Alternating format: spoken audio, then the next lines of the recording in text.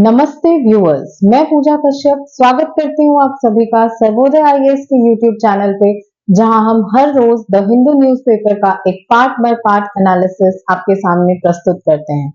शुरुआत करते हैं आज की न्यूज एनालिसिस का। सबसे पहला न्यूज है हमारा an overview of the PMAY urban scheme. तो क्या है ये पीएमएवाई स्कीम? तो पीएमएवाई स्कीम जो है वो है प्रधानमंत्री आवास योजना। क्या समझते हैं हम इससे? आवास योजना यानी कि आवास मतलब हाउसिंग। तो ऐसा स्कीम जो कि लोगों के लिए हाउसिंग प्रोवाइड करता हो। ये यहाँ बात हो रही है अर्बन के बारे में, यानी जो ये पीएमएवाई है इसके दो कंपोनेंट्स हैं, एक अर्बन कंपोनेंट और दूसरा है रूरल कंपोनेंट।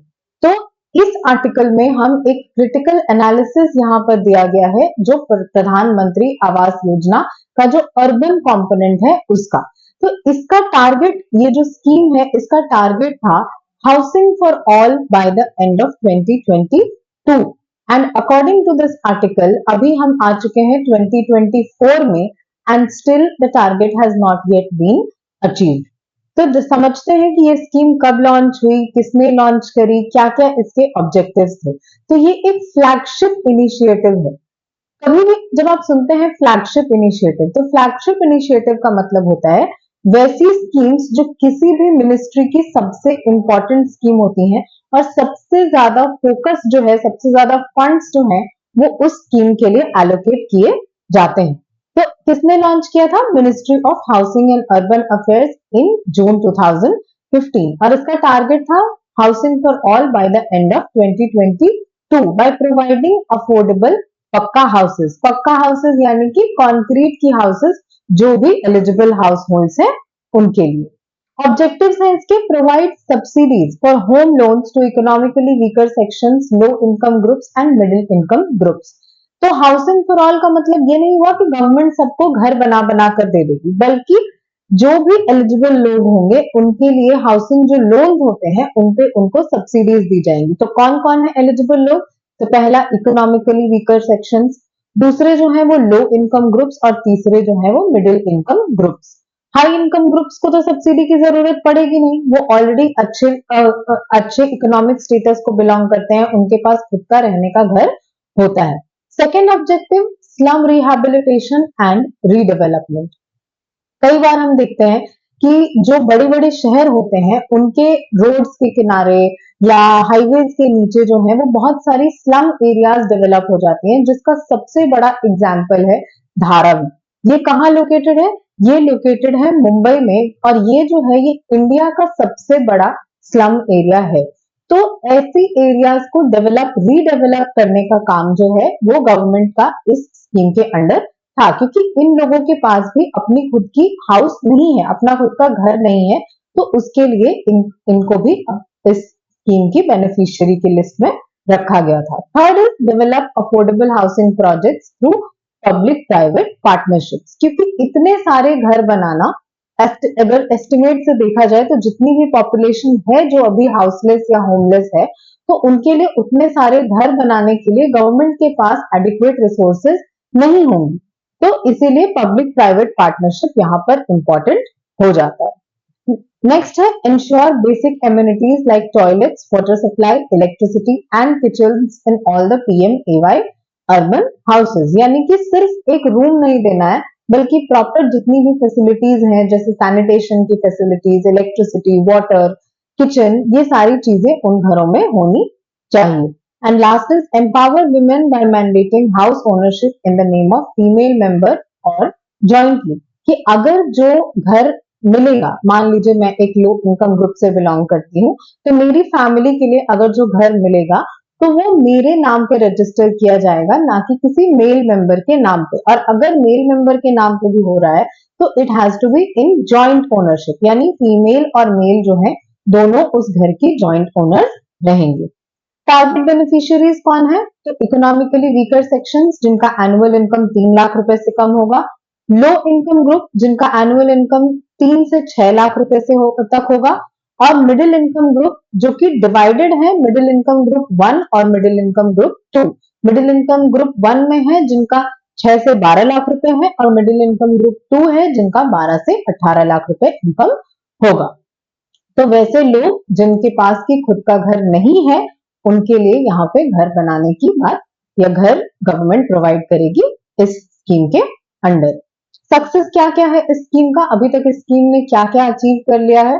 तो increased access to affordable housing finance specially for low income and middle income categories through credit linked subsidy scheme. ये एक तरीका है जिसके अंडर सब्सिडी प्रोवाइड करी जा रही है इन लोन्स, इन हाउसिंग लोन्स में इस स्कीम के अंडर। तो अब देखा जा रहा है कि लो इनकम ग्रुप और मिडिल इनकम ग्रुप के लोगों के लिए जो हाउसिंग फाइनेंस है वो अब इजीली एक्सेसिबल हो रहा है और उनके लिए उसका एक्सेस जो है वो आसान हो गया है और बढ़ गया है।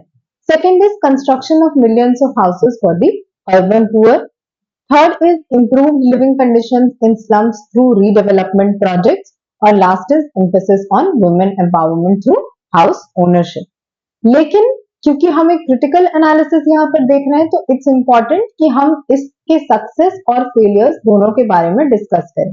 तो फेलियर्स क्या क्या है? तो सबसे पहला तो बाय 2022 तक हमें टारगेट्स अचीव करने थे बट अभी तक जो है वो टारगेट्स अचीव नहीं हो पाए। तो अगर हम क्लियरली देखें तो अगर गवर्नमेंट के हिसाब से जो डेटा दिया गया है तो उस हिसाब से according to government estimate there is a shortage of around 20 million houses in rural areas and 3 million houses in urban centers. Or according to a study by ICRIER, urban housing shortage increased by 54% from 1.88 crores in 2012 to 2.9 crores in 2018.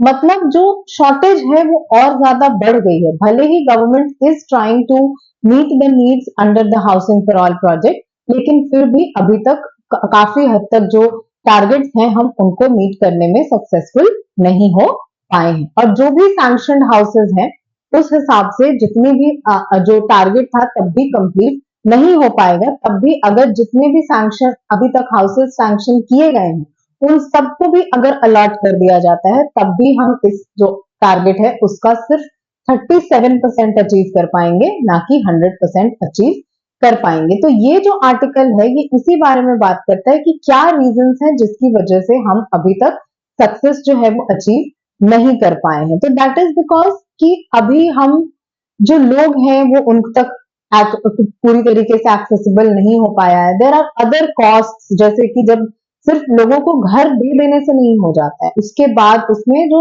रहने की facilities होती हैं वो भी देनी पड़ती है जिसके लिए उनको खर्च करना पड़ता है। तो जो लो इनकम ग्रुप्स के लोग हैं वो रेडी नहीं होते हैं उतना अमाउंट फिर से खर्च करने के लिए। तो दीज आर द रीजंस जिसकी वजह से जो हाउसिंग फॉर ऑल स्कीम है वो अपने टारगेट को अचीव नहीं कर पाया है। तो गवर्नमेंट को ध्यान देना होगा कि अभी इम्प्लीमेंटेशन को और ज्यादा स्ट्रॉन्ग किया जाए। ज्यादा से ज्यादा जो लोग हैं जिन तक ये जब फिर से सेंसस होगा तो इस चीज को ध्यान में रखा जाए कि कितने ऐसे लोग हैं जिनके पास रहने का घर नहीं है और ग्रुप बाय ग्रुप करके उन टारगेट्स को हम उन बेनिफिशियरीज तक हम पहुंचे। Next is optimising funds, strengthen monitoring, explore alternative funding models like developer tax breaks और CSR इनिशिएटिव। CSR इनिशिएटिव्स यानी कॉर्पोरेट सोशल रिस्पॉन्सिबिलिटी, जो कि पब्लिक प्राइवेट पार्टनरशिप के थ्रू भी अचीव करी जा सकती है। Last is land acquisition strategies. You utilize land pooling schemes and focus on brownfield redevelopment for efficient land use. कि दो तरीके का रीडेवलपमेंट होता है, पहला ब्राउनफील्ड और दूसरा ग्रीनफील्ड। ग्रीनफील्ड मतलब किसी भी चीज को बिल्कुल स्क्रैच से शुरू किया जाता है तो उसको बोलते हैं ग्रीनफील्ड, और ब्राउनफील्ड मतलब कोई चीज ऑलरेडी डेवलप्ड है उसको अगर हम रिफर्बिश करते हैं, रेनोवेट करते हैं तो उसको बोला जाता है ब्राउनफील्ड। नेक्स्ट न्यूज है, how is India planning to boost electric vehicle production. अभी रिसेंटली हमने सुना था कि इलॉन मस्क जो है वो इंडिया आने वाले हैं, but due to certain reasons इनकी विजिट अभी पोस्टपोन हो गई है। तो एलॉन मस्क से हमें क्या याद आता है? हमें याद आता है टेस्ला। और टेस्ला क्या कर रहा है? तो टेस्ला बना रहा है इलेक्ट्रिक व्हीकल्स। तो कहीं ना कहीं ये जो अनाउंसमेंट है जो अभी गवर्नमेंट ने करी है, एक बहुत मेजर अनाउंसमेंट करी है इन ऑन मार्च 15 की, जो कि टारगेटेड है towards making India a manufacturing hub of electric vehicles. Manufacturing hub मतलब कि दुनिया में सबसे ज्यादा मैन्युफैक्चरिंग अगर कहीं होगी इलेक्ट्रिक व्हीकल्स की तो वो इंडिया में होगी। तो उस हिसाब से अगर हम देखें तो इलेक्ट्रिक व्हीकल्स का क्या फायदा है। अगर इलेक्ट्रिक व्हीकल्स को हम इंडिया में मैन्युफैक्चर करेंगे तो उसके अलग अलग सेक्टर्स में फायदे हमें देखने को मिलेंगे। सबसे पहला तो इलेक्ट्रिक व्हीकल है तो एनवायरमेंटल सेक्टर में हमें इसका फायदा देखने को मिलेगा कि ग्रीन हाउस गैस एमिशंस को कम कर सकते हैं, तो हम क्लाइमेट चेंज को ओवरकम करने में ये हेल्प कर सकता है। सेकेंड अगर हम देखें तो इकोनॉमिकली इसके बहुत सारे फायदे हैं। क्या फायदे हैं? तो ये हमारे फॉसिल फ्यूल के इंपोर्ट को कम कर देगा। फॉसिल फ्यूल का इंपोर्ट जब कम हो जाएगा मतलब हमारा जो बैलेंस ऑफ पेमेंट्स है, क्योंकि इंडिया का मोस्ट इंपोर्ट्स जो होता है वो फॉसिल फ्यूल्स यानी पेट्रोल, कोल और डीजल, इन सब चीजों को इंपोर्ट करने में होता है। तो जब ये कम हो जाएगा तो जो बैलेंस ऑफ पेमेंट्स है, जो जनरली इंडिया जिसमें डेफिसिट में रहता है, वो और ज्यादा हम सुधार सकते हैं।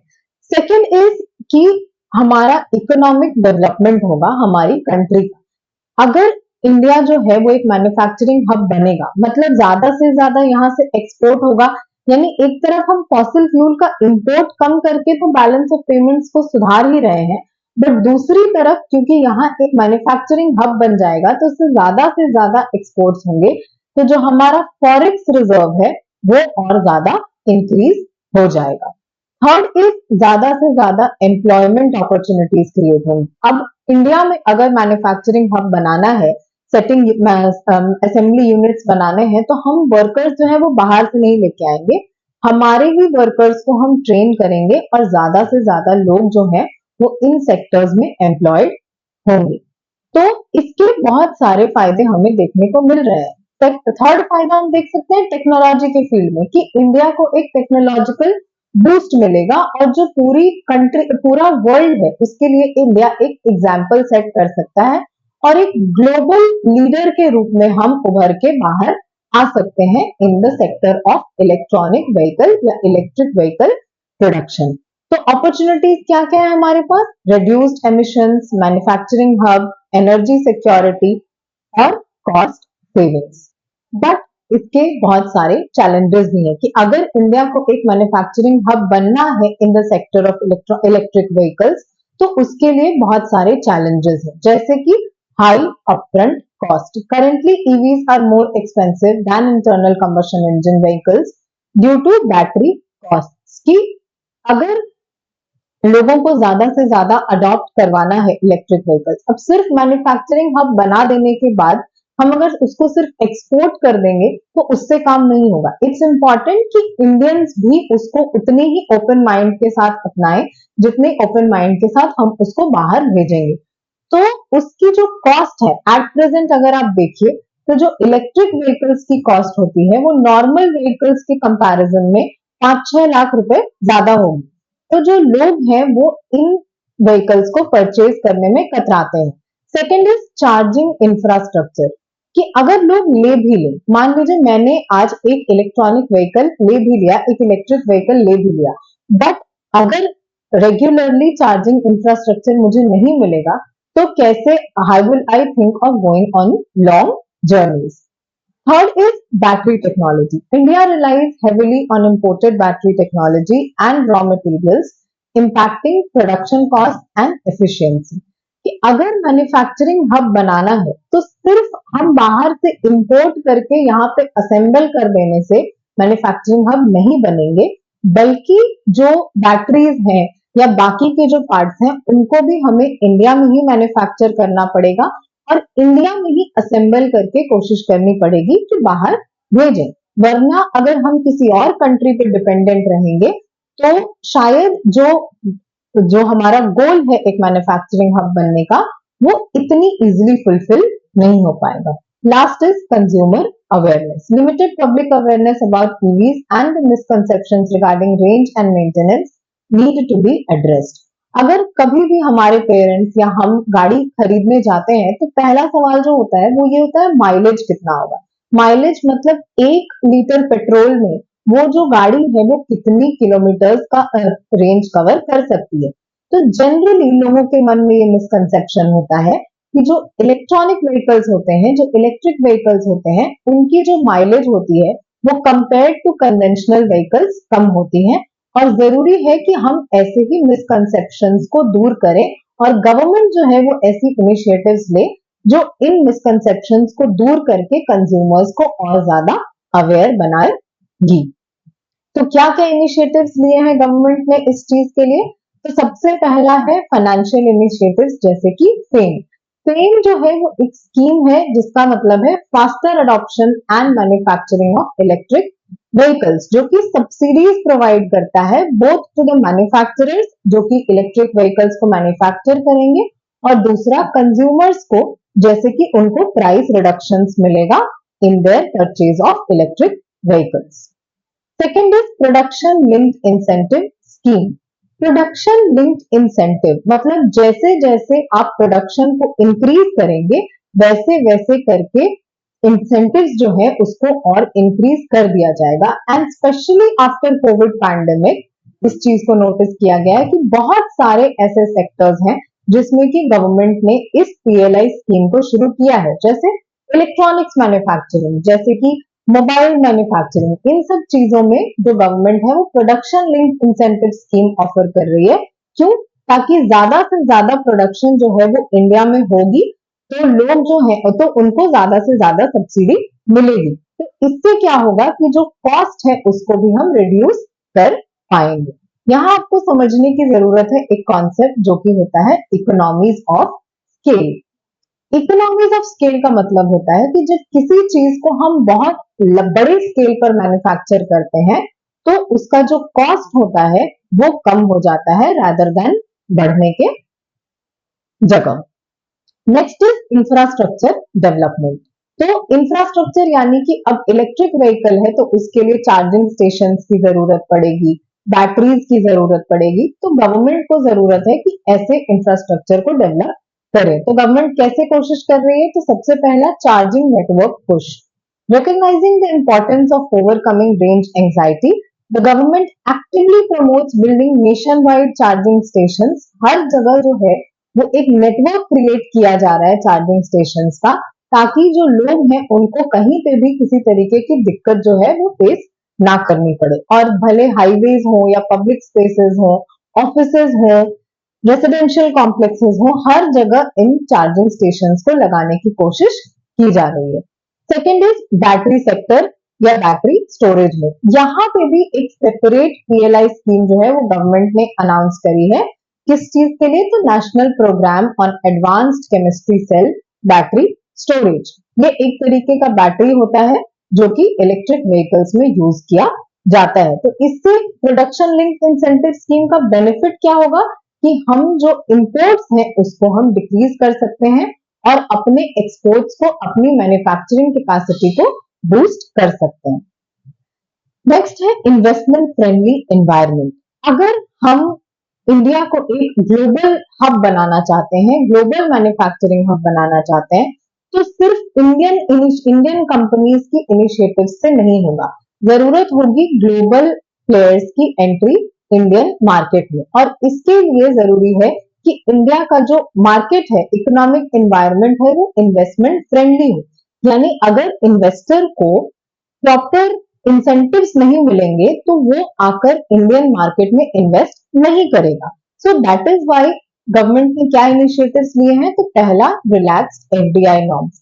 100% FDI is allowed in the EV sector, making it easier for international companies to set up shop in India through manufacturing basis और जॉइंट वेंचर्स। तो एफडीआई क्या होता है? एफडीआई यानी कि फॉरेन डायरेक्ट इन्वेस्टमेंट, कि कोई भी फॉरेन कंपनी जब इंडिया में इन्वेस्ट करती है तो उसको बोलते हैं फॉरेन डायरेक्ट इन्वेस्टमेंट। या और इन्वेस्ट कैसे करती है?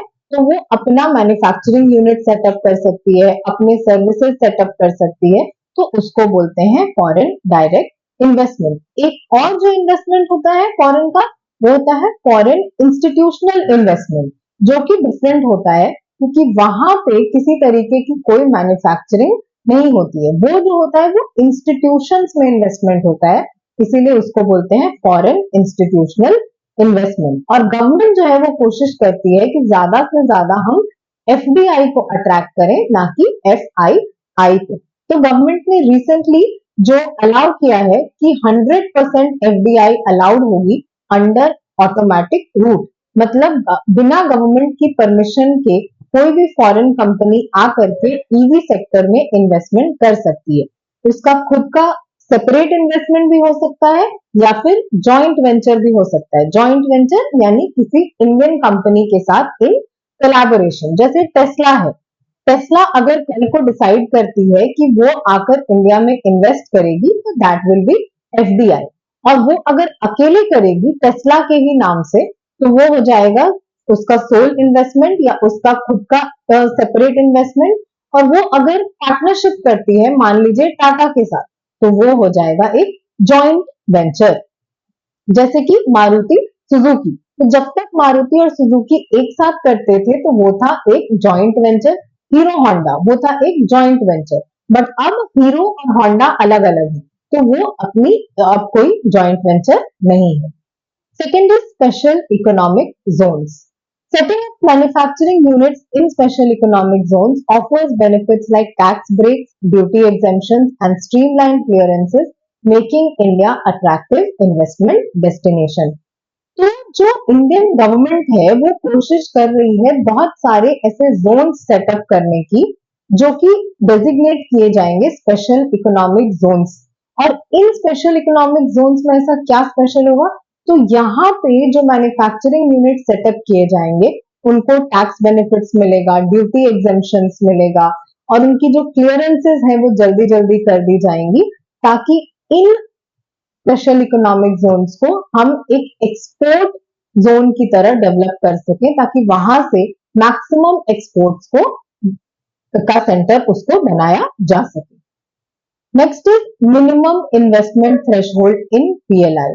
तो PLI schemes minimum investment threshold discourages small scale low technology players and encourages established international brands to participate. कि अगर कोई पीएलआई स्कीम में कोई इंटरनेशनल प्लेयर पार्टिसिपेट करना भी चाहता है तो गवर्नमेंट जो है वो ये कोशिश करती है कि जो स्मॉल स्केल प्लेयर्स हैं जिनकी टेक्नोलॉजी उतने अच्छे से अभी तक डेवलप नहीं हुई है उनको इन्वेस्टमेंट ना करने दिया जाए, बल्कि जो इंपॉर्टेंट इंटरनेशनली रिकॉग्नाइज्ड प्लेयर्स हैं उनके इन्वेस्टमेंट को हम प्रमोट करें। Next is technology transfer and skill development. तो गवर्नमेंट जो है वो एनकरेज कर रही है पार्टनरशिप्स और जॉइंट वेंचर्स। जैसे कि मैंने बताया कि टेस्ला जो है वो बहुत ज्यादा मैन्युफैक्चरिंग कैपेसिटी रखती है in the area of electric vehicles, और उनके जो इलेक्ट्रिक व्हीकल्स हैं they are currently the best in the world. तो उनकी जो टेक्नोलॉजी है वो अगर ये एक जॉइंट वेंचर में आ जाती है टाटा के साथ, हाइपोथेटिकल सिचुएशन लेते हैं कि टाटा और टेस्ला अगर एक जॉइंट वेंचर में आती है तो जो टेक्नोलॉजी टेस्ला के पास है वही सेम टेक्नोलॉजी उसके बाद टाटा के पास भी आएगी। तो इसको बोलते हैं टेक्नोलॉजी ट्रांसफर। ये इससे क्या होगा, तो this allows Indian companies to gain access to cutting edge technology and expertise in EV manufacturing. कि कल को अगर टेस्ला और टाटा अलग भी होते हैं या अगर Tesla decides to move out of India तब भी टाटा के पास वो एक्सपर्टीज रहेगी, वो कटिंग एज टेक्नोलॉजी रहेगी। Last is regulatory framework. तो streamlining regulations. The government is working on simplifying the regulatory framework for the EV sector. की कोशिश करते हैं हम कि जो अप्रूवल्स हैं या जो प्रोसीजर्स हैं उनको जितना से जितना हो सके ट्रांसपेरेंट रखा जाए और जो पॉलिसीज हैं वो इन्वेस्टर के लिए फ्रेंडली हो, ना कि उनके लिए उनके इन्वेस्टमेंट के अगेंस्ट हो। ऐसा नहीं होना चाहिए कि इतनी स्ट्रिक्ट पॉलिसीज हो जाए कि कोई भी इन्वेस्टमेंट करने से पहले 100 बार सोचे। नेक्स्ट न्यूज आइटम है हमारा, NABARD unveils strategy to mobilise green financing. तो यहां हमें समझने की जरूरत है कि ग्रीन फाइनेंसिंग क्या होता है। ग्रीन फाइनेंसिंग, तो ग्रीन फाइनेंसिंग का मतलब है financing for projects related to climate change, adaptation and mitigation। यानी कि जितने भी ऐसे प्रोजेक्ट्स होंगे जो कि क्लाइमेट चेंज से अडेप्ट करने में या क्लाइमेट चेंज को मिटिगेट करने में हेल्प करते हैं, उनकी फाइनेंसिंग को बोला जाता है ग्रीन फाइनेंसिंग। और नाबार्ड, नाबार्ड क्या है? तो national bank for agricultural and rural development. तो इसने लॉन्च किया है एक ग्रीन फाइनेंसिंग स्ट्रैटेजी। किस लिए? तो इंडिया की ग्रीन फाइनेंसिंग को मोबिलाइज करने के लिए। तो क्या पिलर्स हैं? तो 4 पिलर्स हैं जिसपे ये जो स्ट्रैटेजी है ये रिलाई करती है। इसका नाम है क्लाइमेट स्ट्रैटेजी 2030। तो अगर हमारे एग्जाम में ये क्वेश्चन आता है कि हु रिलीज्ड या which organisation released the climate strategy 2030 and what is it related to, तो हमारा आंसर हो जाएगा NABARD, released by NABARD and it is related to green financing. तो क्योंकि क्लाइमेट स्ट्रैटेजी 2030 से एग्जैक्टली ये चीज दिमाग में नहीं आएगी, it is related to financing, इसीलिए जरूरी है कि हम ऐसे पॉइंट्स को याद रखें ताकि एग्जाम में किसी तरीके की दिक्कत ना हो। तो यहाँ है कि 4 पिलर्स पे ये बेस्ड है। पहला, accelerating green lending. This involves encouraging banks to provide loans for initiatives like rural and renewable energy, sustainable agriculture and climate resilient infrastructure. कि जो बैंक्स हैं उनको एनकरेज करिए कि जो वो लोन्स दे रहे हैं वो रिन्यूएबल एनर्जी के मामले में या सस्टेनेबल एग्रीकल्चर, इन सब के लिए ज्यादा से ज्यादा लोन्स प्रोवाइड करें और हैसल फ्री लोन्स। कि उनको अगर कुछ लोग हैं जो ऐसे प्रोजेक्ट्स के लिए लोन्स मांगते हैं तो उनको ज्यादा परेशान ना किया जाए। Second is playing a broader market making role. NABARD जो है वो इंडिया का बहुत प्रोमिनेंट ऑर्गेनाइजेशन है। तो अगर आज नाबार्ड एक एग्जाम्पल सेट करता है to help in green financing, तो कल को जाकर के बाकी जो फाइनेंशियल इंस्टीट्यूशंस हैं वो भी ऐसा करने में हेल्प कर सकती हैं। तो एक मार्केट क्रिएट कर सकता है नाबार्ड फॉर ग्रीन फाइनेंसिंग या green loans in India. Third is internal green transformation. NABARD is committed to adopting sustainable practices within its organization. This might involve using renewable energy for its operations or investing in green technologies. कि सिर्फ help दूसरों की help करने से नहीं होगा बल्कि खुद का भी इंटरनल ट्रांसफॉर्मेशन करना पड़ेगा। जैसे वो कहावत नहीं है कि हम बदलेंगे जग बदलेगा, मतलब पहले हमारा बदलना जरूरी है तब जाके हम जग को बदल सकते हैं। That is the same point here कि जब तक नाबार्ड खुद इंटरनली ट्रांसफॉर्म नहीं करेगा तब तक वो बाकी ऑर्गेनाइजेशंस को ट्रांसफॉर्म नहीं कर सकता है या बाकी जगहों पर सस्टेनेबल डेवलपमेंट की मांग नहीं कर सकता है। इसीलिए नाबार्ड की ये कोशिश रहेगी कि by 2030 it transforms to a development process which is based on sustainable strategies. Last is strategic resource mobilization. The strategy recognizes the need for additional funding to meet India's green financing goals. NABARD will work to attract investments from domestic and international sources towards green initiatives. कि सिर्फ नाबार्ड के ही financing से काम नहीं चलेगा बल्कि अलग अलग सोर्सेस से क्लाइमेट चेंज के लिए, ग्रीन फाइनेंसिंग के लिए हमें मदद लेनी पड़ेगी। तो नाबार्ड क्या करेगा? Domestic sources plus international sources को अप्रोच करेगा so that they invest in green financing in India. Significance क्या है इस चीज का? तो सबसे पहला तो it addresses a critical gap कि इंडिया में अभी तक जो भी क्लाइमेट प्रोजेक्ट्स रही हैं या क्लाइमेट फाइनेंसिंग इनिशिएटिव्स रही हैं वो मोस्टली जो है वो मिटिगेशन पे फोकस करती हैं ना कि अडेप्टेशन पे। mitigation not on adaptation. So it is important कि किसी ऑर्गेनाइजेशन को ये रिस्पॉन्सिबिलिटी लेनी पड़ेगी कि सिर्फ क्लाइमेट चेंज को मिटिगेट करने से नहीं होगा बल्कि उससे अडेप्ट करने की भी हमें जरूरत है। अगर आप ग्लेशियर्स की मेल्टिंग को रोक नहीं पा रहे हैं तो एटलीस्ट कुछ ऐसे मैकेनिज्म्स डेवलप करिए कि अगर ग्लेशियर्स मेल्ट भी हो रहे हैं तो कैसे ह्यूमन बींग्स और बाकी के जो जीव जंतु हैं वो उससे सरवाइव कर पाएंगे या उससे डील कर पाएंगे। Next is sustainable development. By financing eco friendly initiatives it can accelerate India's move towards greener economy. तो इंडिया जो है, कल हमने बात करी थी कि हमने एक टारगेट सेट किया है बाय 2070 हम एक नेट जीरो कंट्री बनेंगे। तो इसी सब टारगेट्स को मीट करने में नाबार्ड की ये स्ट्रैटेजी जो है वो हेल्प कर सकती है। Third is market transformation. By creating new green financial products and instruments, they can make it more attractive for banks and investors to participate in sustainable projects. जो कि था हमारा थर्ड कि मार्केट प्लेयर जो है वो बनेगा नाबार्ड, तो एक एग्जाम्पल सेट करेगा वो बाकी के ऑर्गेनाइजेशंस के लिए। Next is positioning India as a leader. A robust green financing system can position India as a global leader and attract foreign investments and technologies, further accelerating the green transition. कोई भी country या company किसी भी country में invest करने से पहले देखती है कि क्या ये कंट्री इस फील्ड में एक लीडर के रूप में उभर सकती है या नहीं उभर सकती है। फॉर एग्जाम्पल, अगर आपको इन्वेस्टमेंट करना है तो आप पूरी छानबीन करेंगे कि कैसे कहाँ पे मुझे रिटर्न ज्यादा मिलेंगे, कहाँ पे रिस्क कम है।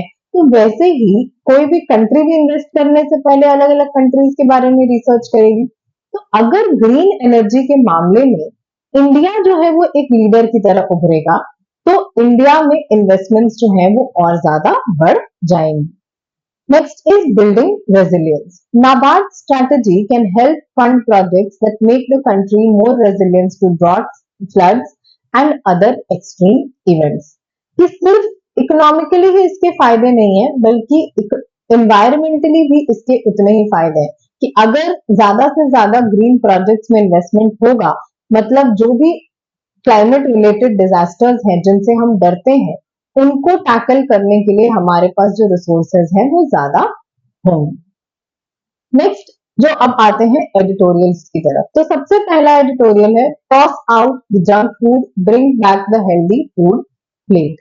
यहां बात हो रही है इस आर्टिकल में HFSS के बारे में। क्या होता है HFSS? तो वैसे फूड्स जिनमें की शुगर और सॉल्ट का कंटेंट बहुत ज्यादा है, high fat and salt and sugar containing foods, तो ऐसे फूड्स को बोलते हैं HFSS फूड्स। तो जिससे कि अलग अलग बीमारियों का खतरा होता है, जैसे डायबिटीज या ओबेसिटी या हार्ट प्रॉब्लम्स, इन सब चीजों का खतरा जिन फूड से होता है उनको बोलते हैं जंक फूड या HFSS फूड।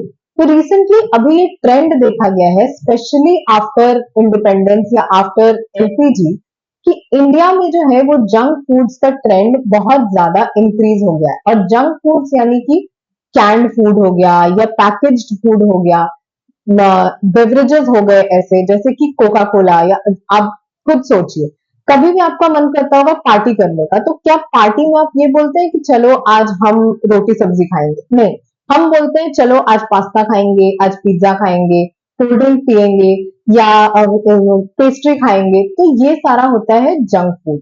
और क्योंकि पार्टी का कल्चर जो है वो इतना ज्यादा इंक्रीज कर गया है तो ऐसे फूड्स का कंजम्पशन भी बहुत ज्यादा बढ़ गया है। But what we fail to understand कि जितना हम ऐसे फूड्स को कंज्यूम करेंगे उतना ही जो है वो हमारा इंटरनल हेल्थ जो है वो खराब हो जाएगा।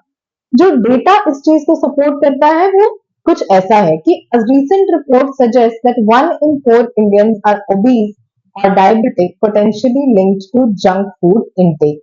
obese मतलब आपके एज के हिसाब से जो आपका वजन होना चाहिए उससे बहुत ज्यादा वजन होना। और BMI के हिसाब से अगर देखें तो अगर किसी का BMI above 30 होता है तो उसको बोलते हैं obese. Second is childhood impact. India has a third highest childhood obesity rate globally, with easy access to junk food being a contributing factor.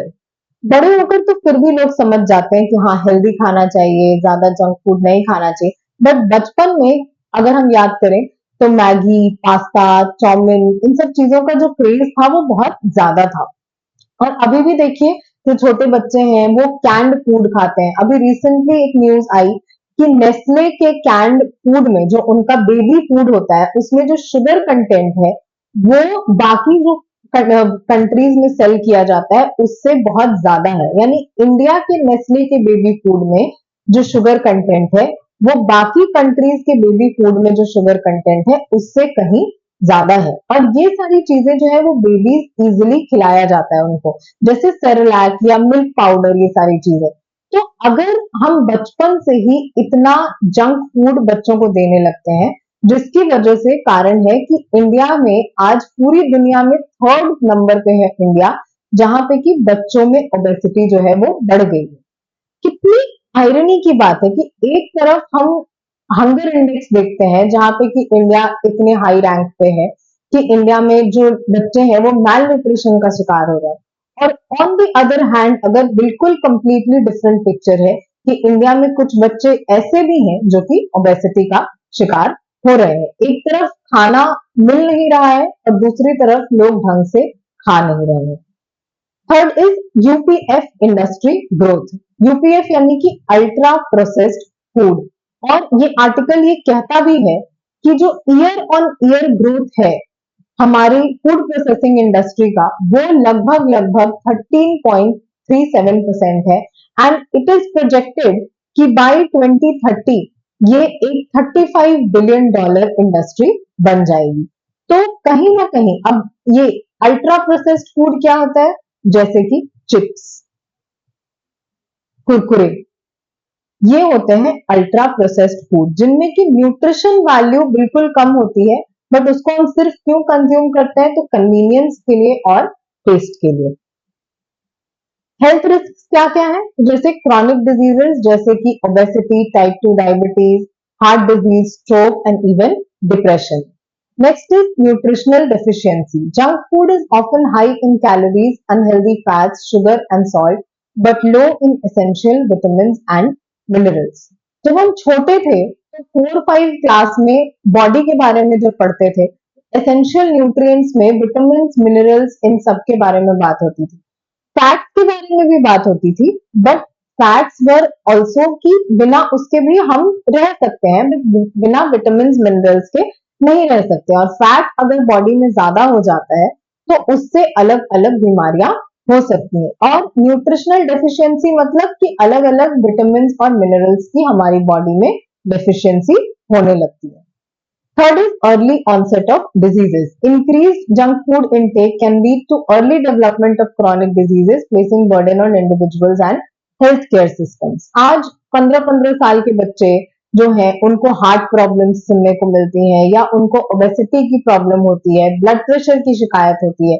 तो इससे सिर्फ उन इंडिविजुअल्स पे ही प्रेशर नहीं पड़ता है, बल्कि उनके पेरेंट्स पे भी प्रेशर पड़ता है, उनकी इकोनॉमिक कंडीशन पे भी प्रेशर पड़ता है, प्लस हमारे हेल्थ सिस्टम्स पे भी प्रेशर पड़ता है। तो इट इज वेरी इंपॉर्टेंट कि जो गवर्नमेंट है वो ऐसे स्टेप्स ले ताकि जो लोग हैं वो इन जंक फूड की कंजम्पशन को कम कर दे। तो यहाँ पे अभी रिसेंटली जो गवर्नमेंट ने हमारी इनिशिएटिव लॉन्च करी, ईट राइट मूवमेंट, जिसके बारे में हमारे ऑनरेबल प्राइम मिनिस्टर ने ग्लोबली भी बात करी है, या फिट इंडिया मूवमेंट, ये सारी मूवमेंट्स कंट्रीब्यूट कर सकती हैं इंडिया के जंक फूड के एडिक्शन को कम्बैट करने में। और क्या क्या स्टेप्स होते सकते हैं, तो सबसे पहला school regulations. Existing regulations in India restrict junk food availability near schools. This policy's effectiveness needs to be monitored and potentially expanded. Presently ऐसा रूल है कि जो भी स्कूल्स हैं उनके प्रीमाइसेस के 50 मीटर्स तक किसी भी तरीके का जंक फूड नहीं बेचा जाएगा, उनके हॉस्टल्स में किसी तरीके का जंक फूड नहीं बेचा जाएगा। तो कहीं ना कहीं ऐसे रूल्स को और ज्यादा स्ट्रॉन्ग करने की जरूरत है। Second is nutritional labelling. Clear and easy to understand labeling highlighting sugar, fat and salt content in packaged foods to empower consumers to make informed choices.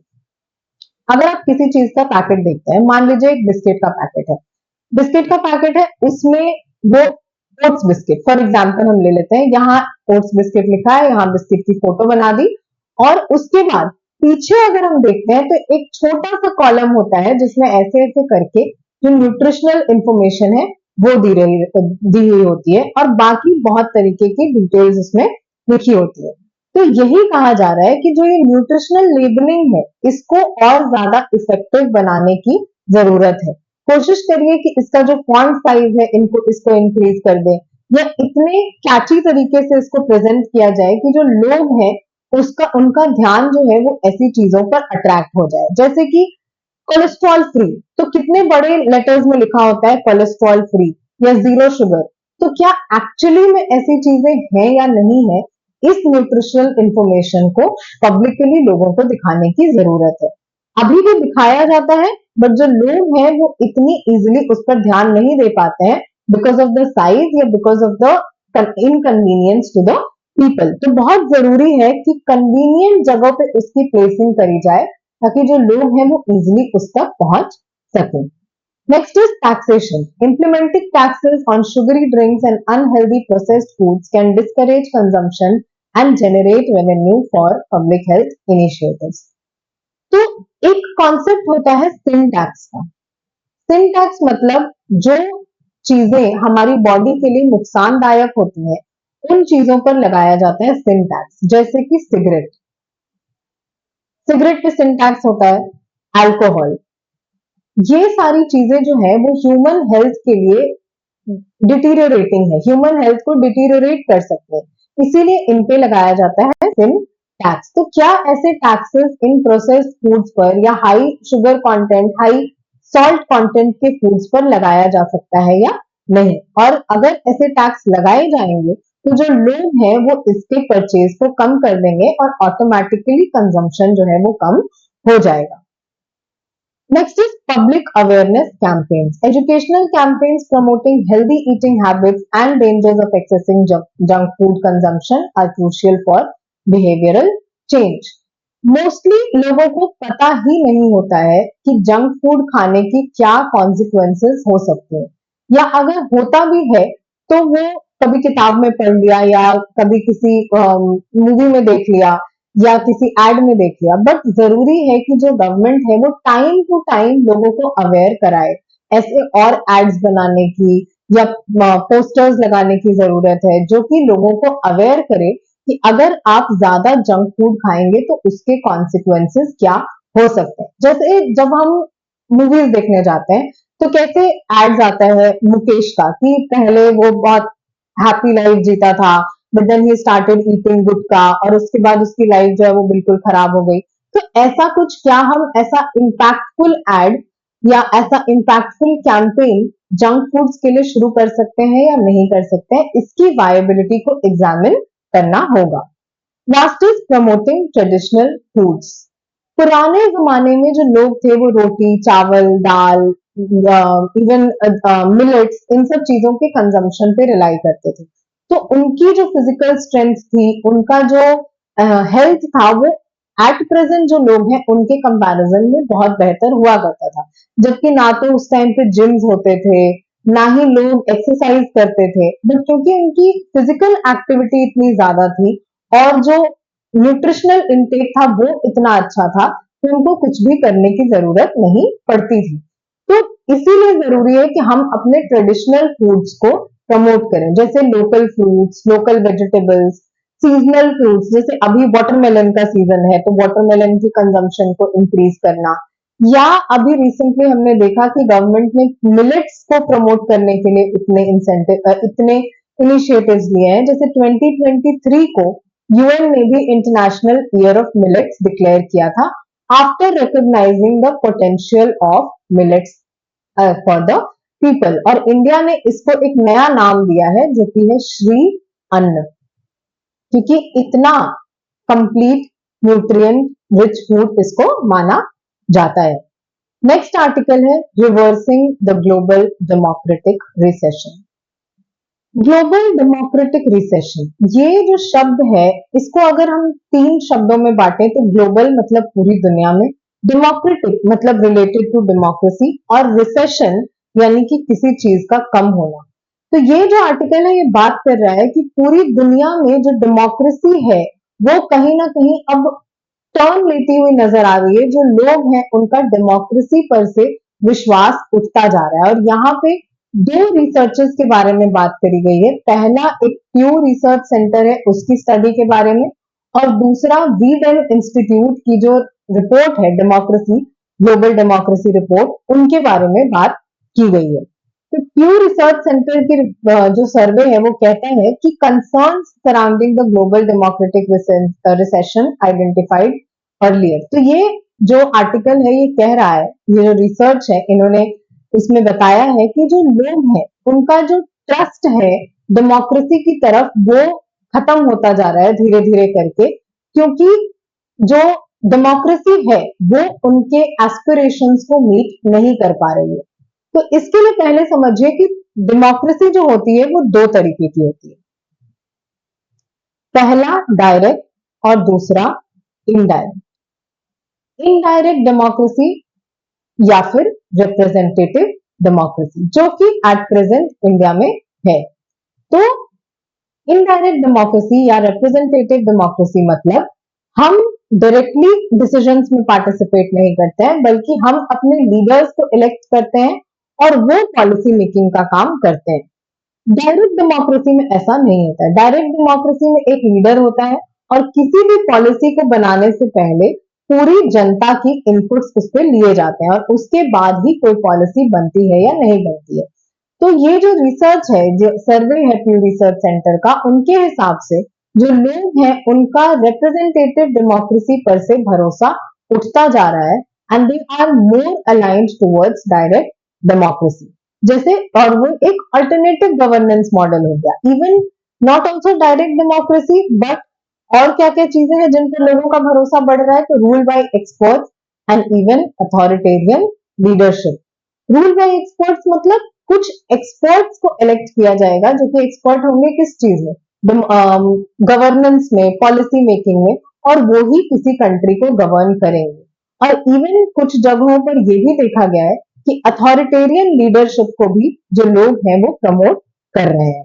क्यों? तो क्योंकि people seek faster solutions and perceive traditional democracies as cumbersome, कि किसी भी problem के लिए अब हमें इंस्टेंट सॉल्यूशन की जरूरत पड़ती है, क्योंकि जो एरा है वो ऐसा आ गया है कि एक क्लिक पर अब हम किसी चीज को ऑर्डर कर सकते हैं, एक क्लिक पर टैक्सी आ जाती है, एक क्लिक पर खाना आ जाता है।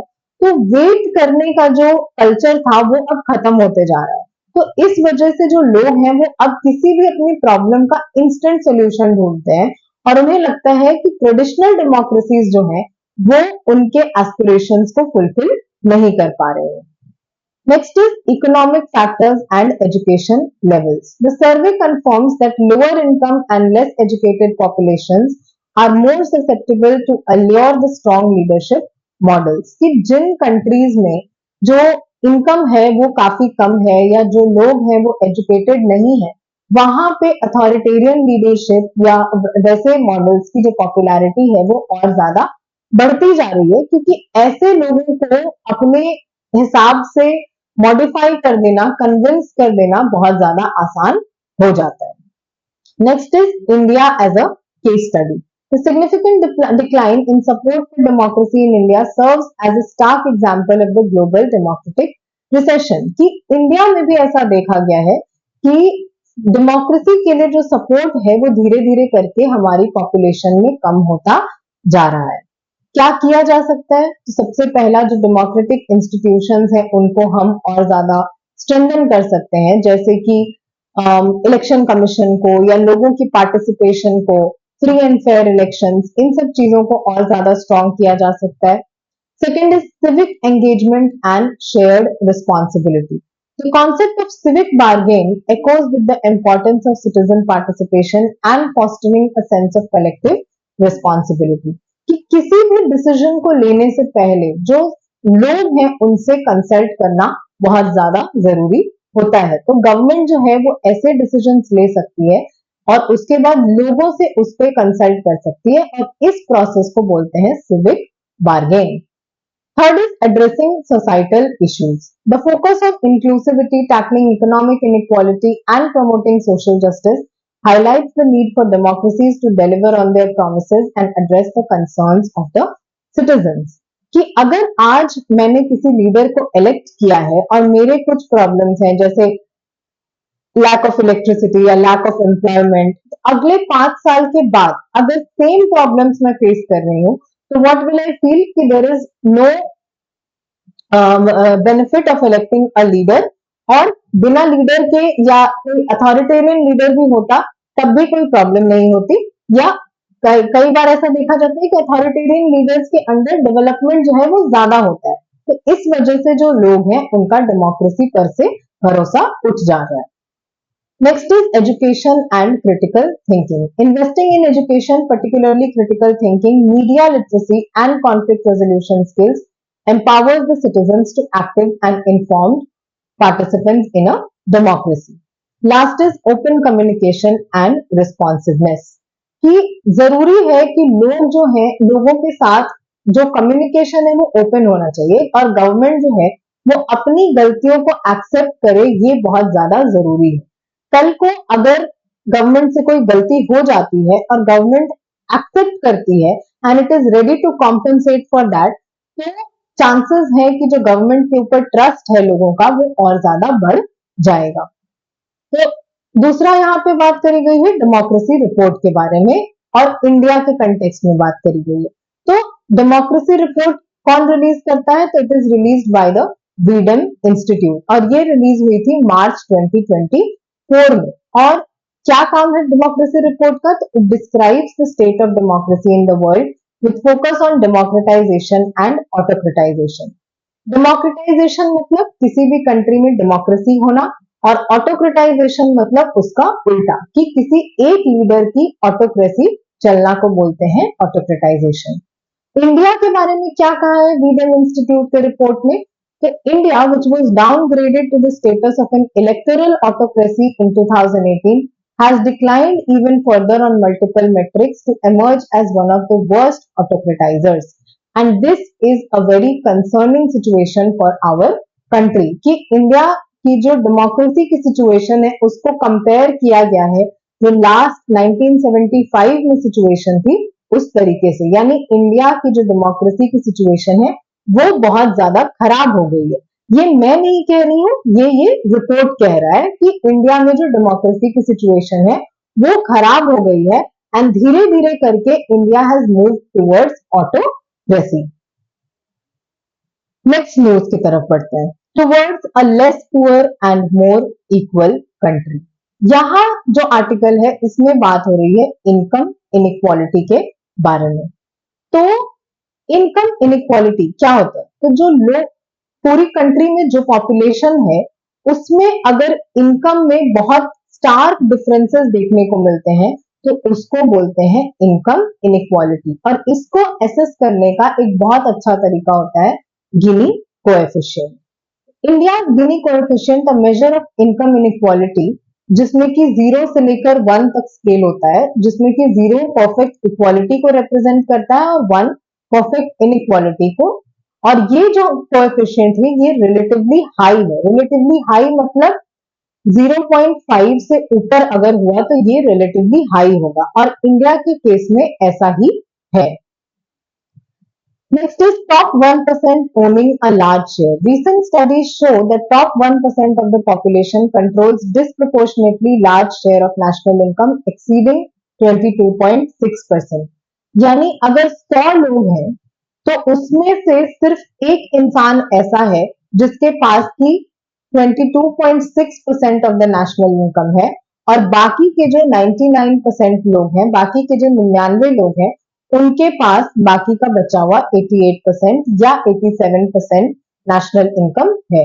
तो दिस शोज कि ये एक हाइपोथेटिकल सिचुएशन है। 100 लोग, अगर 125 बिलियन लोगों को देखा जाए, 125 करोड़ लोगों को देखा जाए, तो उस हिसाब से ये और ज्यादा डिफरेंस जो है इसमें देखने को मिलेगा। Next is wealth concentration. Wealth inequality is even more stark. The top 1% hold an estimated 40% of the country's wealth. पहला था इनकम इनइक्वालिटी, मतलब कितना इनकम मिलता है, कितना हम अर्न करते हैं। दूसरा है वेल्थ इनइक्वालिटी। इनकम और वेल्थ अलग अलग चीजें होती है। इनकम आप रेगुलरली इनकम आपकी इंक्रीज करती है, डिक्रीज करती है, बट वेल्थ जो है आपके पास अक्यूमुलेटेड होता है। तो इनकम इनइक्वालिटी के हिसाब से जो टॉप 1% लोग हैं वो इंडिया के 22.6% नेशनल इनकम को कंट्रोल करते हैं, और वेल्थ इनइक्वालिटी के हिसाब से वही टॉप 1% लोग हमारे देश के 40% वेल्थ को कंट्रोल करते हैं। और इसका इम्पैक्ट क्या होगा? तो सबसे पहला, slow growth. High inequality can hinder economic opportunities by limiting opportunities for the majority of the population. कि अगर बहुत ज्यादा इनइक्वालिटी होगी तो जो लोग हैं जिनके पास की रिसोर्सेज नहीं है, उनकी अपॉर्चुनिटीज भी इकोनॉमिक ग्रोथ की लिमिट हो जाएगी। Next is social unrest. A growing gap between rich and poor can lead to social unrest and instability. कई बार ऐसा होता है कि जो लोग होते हैं वो उनके पास कुछ करने को नहीं होता है तो वो लड़ाई झगड़ा करने लगते हैं। जैसे एक कहावत है, खाली दिमाग शैतान का घर होता है। तो अगर लोग एम्प्लॉयड नहीं है, घर बैठे हैं, तो कई बार वो सोशली एंटी सोशल एलिमेंट की तरह एक्ट करने लगते हैं और समाज की जो शांति है उसको भंग करने लगते हैं। Next is limited upward mobility. Those born into poverty may find it difficult to climb the economic ladder due to limited opportunities। कि एक कहा जाता है ना कि अगर आप गरीब पैदा हुए हैं तो वो आपकी गलती नहीं है, बट अगर आप गरीब मर जाते हैं तो वो आपकी गलती है। तो इस चीज को इंश्योर करने के लिए लोगों के पास अपॉर्चुनिटीज भी होनी चाहिए कि कल को अगर if I am born in a poor family and if I die in a poor family, तो इस बीच में जो टाइम है उसमें मेरे पास ये चांस है कि I can transition from being poor to being an average और बीइंग रिच। और अगर मेरे पास इस चीज के लिए अपॉर्चुनिटीज ही नहीं होंगी तो पॉसिबल नहीं हो पाएगा ये upward mobility. Last is health issues. Unequal access to healthcare and healthy food can exacerbate health problems among the low income populations। कि जो लो इनकम पॉपुलेशन है उनके पास हेल्थ केयर के लिए भी इक्वल अपॉर्चुनिटी नहीं होगी तो उनकी हेल्थ प्रॉब्लम्स और ज्यादा बढ़ जाएंगी। कॉजेज क्या क्या है? तो सबसे पहला, रैपिड इकोनॉमिक ग्रोथ। कि जिस लेवल पे इकोनॉमी ग्रो कर रही है उस लेवल पे इनकम और वेल्थ जो है वो अभी तक ग्रो नहीं कर पाया है। Next is skill gaps. The mismatch between job skills and labour market demands can leave some workers behind. कि जो जिस हिसाब से इकोनॉमी की डिमांड है, इंडस्ट्रीज की डिमांड है, उस हिसाब से सबके पास एडिक्वेट स्किल्स, एडिक्वेट लर्निंग्स नहीं है, जिसकी वजह से जो एक गैप है वो क्रिएट हो जाता है और कुछ लोग अपने ट्रेडिशनल स्किल्स में ही इन्वॉल्व रह जाते हैं जिसकी वजह से वो पीछे छूट जाते हैं। Next is limited social safety nets. Inadequate social safety programs can leave vulnerable populations struggling to meet the basic ends। जैसे कि गवर्नमेंट की स्कीम हो गई मनरेगा। ये एक सोशल सिक्योरिटी स्कीम है टू प्रोवाइड एम्प्लॉयमेंट। इससे क्या होता है कि लोगों की इनकम को हम कंट्रोल करते हैं। तो ऐसी स्कीम्स अगर सफिशिएंट नहीं होंगी या ऐसी स्कीम्स सफिशिएंट इनकम जनरेट नहीं कर पाएंगी तो उसकी वजह से जो लोग हैं वो अपने बेसिक नीड्स को भी मीट नहीं कर पाएंगे। जैसे मनरेगा में अभी टारगेट होता है कि 100 रुपए पर डे, ₹100 पर डे का एम्प्लॉयमेंट जनरेट करना है।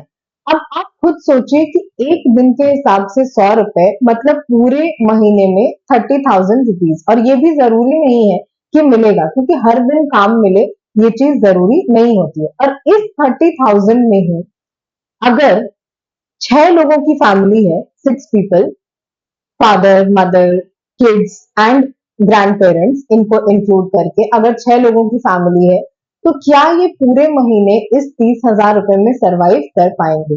तो इस वजह से जरूरी है कि हम इन सोशल सेफ्टी नेट्स को और ज्यादा एक्सपैंड करें।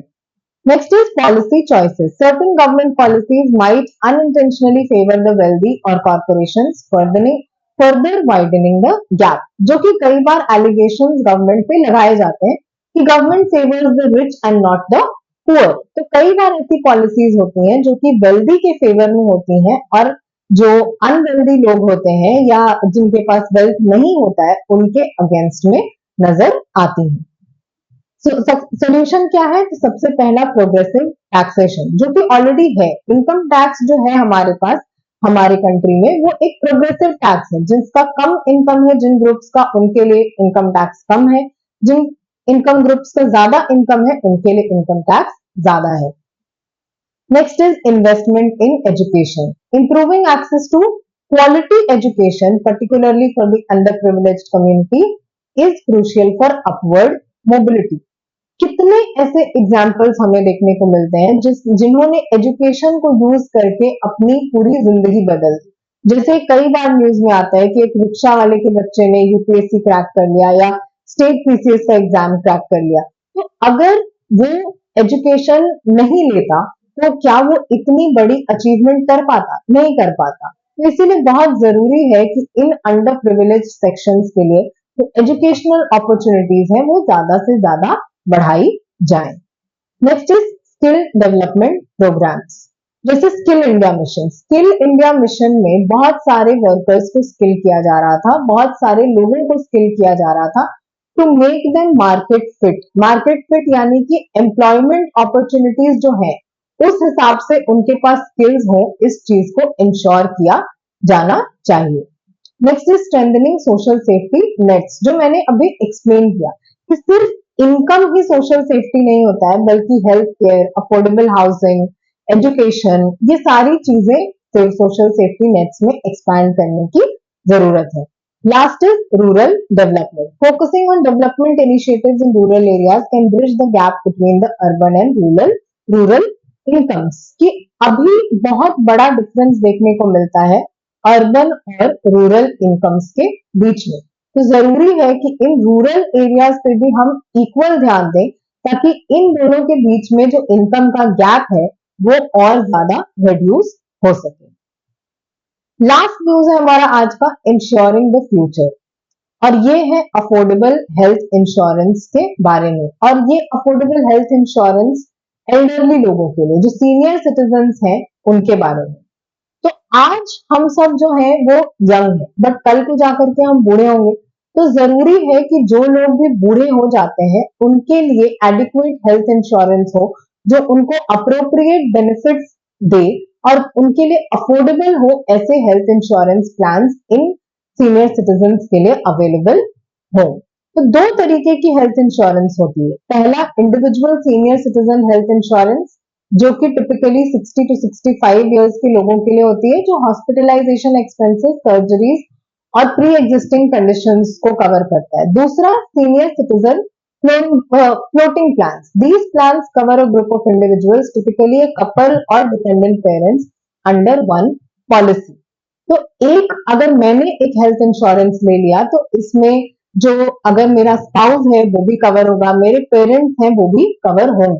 तो इंडिविजुअली भी प्लान्स ले सकते हैं और जो ग्रुप में है वो भी प्लान्स ले सकते हैं। बट प्रॉब्लम ये है कि अभी एट प्रेजेंट 65 इयर्स से ज्यादा की एज पे individual health insurance plans available नहीं होते हैं, और वही इस आर्टिकल का डिमांड है कि कल को जा करके इंडिया की बहुत बड़ी पॉपुलेशन जो है वो 65 का एज क्रॉस करके they are going to be senior citizens, and it is very important कि इन सीनियर सिटीजन्स के लिए हम अफोर्डेबल हेल्थ इंश्योरेंस प्रोवाइड करें। तो ये जो एज होनी चाहिए हेल्थ इंश्योरेंस की, इसको हम और ज्यादा इंक्रीज कर सकते हैं ताकि ज्यादा से ज्यादा जो लोग हैं वो इस अम्ब्रेला के अंडर आ सके। प्लस इंश्योर करना चाहिए कि जो अमाउंट है इन हेल्थ इंश्योरेंस का उसको भी इंक्रीज किया जाए, क्योंकि एक बार को जब लोग कमा रहे होते हैं, जब लोग अर्निंग एज में होते हैं, तो फिर भी कहीं ना कहीं से कुछ ना कुछ करके पैसों का जुगाड़ कर लेते हैं। But once they are out of the earning group तो उनके लिए बहुत मुश्किल हो जाता है किसी भी अमाउंट को अरेंज करना। तो इट इज वेरी इंपॉर्टेंट कि एक सफिशिएंट अमाउंट उनको अलग उनके इंश्योरेंस के हिसाब से इंश्योर किया जाए। Next is pre-existing conditions. Some plans may have exclusions or higher premiums for pre-existing conditions. Disclose all pre-existing conditions accurately during applications. कि अगर कोई प्री एग्जिस्टिंग कंडीशन है, जैसे किसी को हार्ट की प्रॉब्लम है या किसी को किडनी का प्रॉब्लम है, तो इन केसेस में जो प्रीमियम अमाउंट होता है वो ज्यादा होता है। तो इट इज वेरी इंपॉर्टेंट कि इन सब चीजों को ध्यान में रखा जाए। Next is co-payments. These are fixed amounts you pay for hospitalization along with insurance company. Choosing a plan with co-payments can reduce premiums. कि अगर कई बार ऐसा होता है कि जो लोग हैं वो आधा पैसे खुद देते हैं और आधे पैसे उनको इंश्योरेंस कंपनी देती है, और कई बार ऐसा होता है कि पूरी एक्सपेंसेस इंश्योरेंस कंपनी कवर करती है। तो को पेमेंट्स के केस में जो प्रीमियम अमाउंट होता है वो कम होता है, और कंप्लीट पेमेंट के केस में जो प्रीमियम अमाउंट होता है वो ज्यादा होता है। तो अगर ऐसा जो इजी स्ट्रैटेजीज और ज्यादा इंक्रीज करी जाए तो उससे से ज्यादा लोग जो होंगे वो अफोर्डेबल इंश्योरेंस के रेंज में आ सकते हैं। अब इस अफोर्डेबल इंश्योरेंस से एक चीज जो याद आती है वो है प्रधानमंत्री जन आरोग्य योजना, जिसके अंडर आयुष्मान भारत कार्ड जो है वो लोगों को दिया जाता है, आयुष्मान भारत, जिसके और इस आयुष्मान भारत स्कीम के अंडर हर एक इंडिविजुअल को अप टू 5 लाख रुपीज का हेल्थ इंश्योरेंस दिया जा रहा है। बट ये जो है ये पूरी पॉपुलेशन के लिए नहीं है, बल्कि सिर्फ लो इनकम ग्रुप्स के लिए ये स्कीम जो है वो एप्लीकेबल है। तो हाई इनकम ग्रुप्स वाले लोगों को इंश्योरेंस की जरूरत नहीं पड़ती है। लो इनकम ग्रुप्स वाले लोग आयुष्मान भारत में कवर हो गए।